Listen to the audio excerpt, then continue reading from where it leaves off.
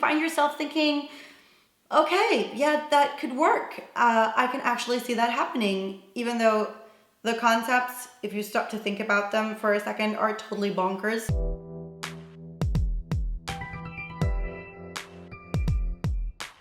Hello everyone, welcome back to my channel. My name is Skumuskat. I read books and make music, so that's what you will find on my channel.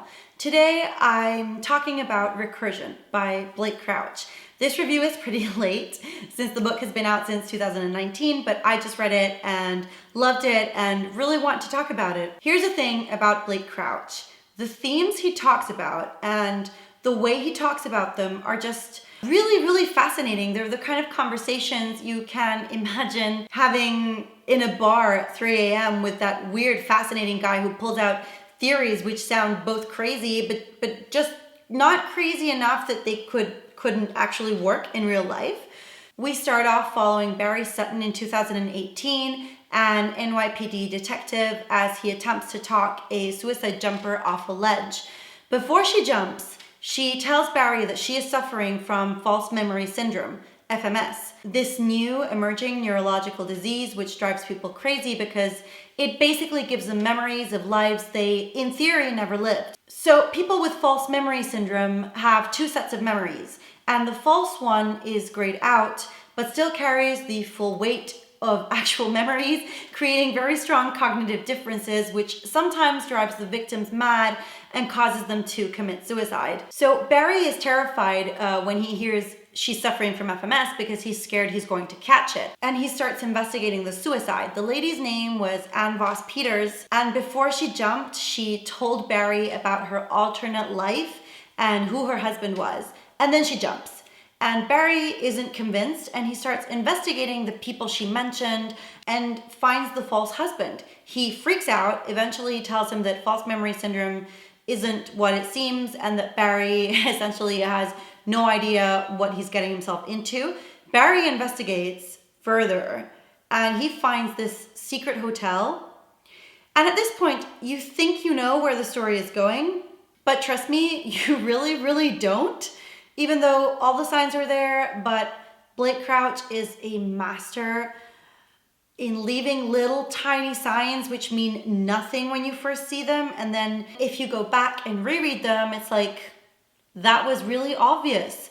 In the meantime, we follow another earlier timeline set in 2007, where we're following Helena Smith, a neuroscientist, as she is attempting to build a memory chair for Alzheimer's patients, which would supposedly help you retain your most precious memories. And she's doing it because she wants to help cure her mother, who's suffering from Alzheimer's disease. She's approached by a super rich millionaire guy like a Jeff Bezos of Crouch's world, Marcus Slade, who is offering to fund her research because he knows that no one else will because it's just way too expensive. She accepts the proposal and they jet off on an abandoned oil rig where it's just her, Slade, and the research team, and that's it. So you know something shady is going on. And their research starts. And this book is just captivating. It's really clever. I actually kept going back to read the science behind the discovery, but then at a certain point I realized that that wasn't real science, so I wasn't going to understand it fully. It wasn't real research, but that's how well written it was. You also know that at a certain point, Helena and Barry's timelines are going to somehow come into contact. And so you spend the buildup of the book trying to guess how, while you're thrown into multiple narrations and multiple timelines. And Crouch handles that really well. His characters are well fleshed out. They clearly feel the effects of what they're doing. They suffer the consequences. And even the villains in this book are not one-dimensional because they have a certain amount of humanity. They are actually convinced that they're doing good for the world. Crouch takes care of all the details while all the madness is going on, and you're wondering what the side effects of everything are for like the average human being. This is really hard to review without spoilers, but Crouch has thought of them and he explains them fully in his book. There's one point in the book that I didn't particularly enjoy. It felt too much like an American blockbuster action movie, and I kind of didn't love the direction the story went in for those few chapters. but the ending is great. All the loose threads are tied up. It's a little bit open, so that depends whether you like open endings or not. Crouch takes a theory and then he fully develops it.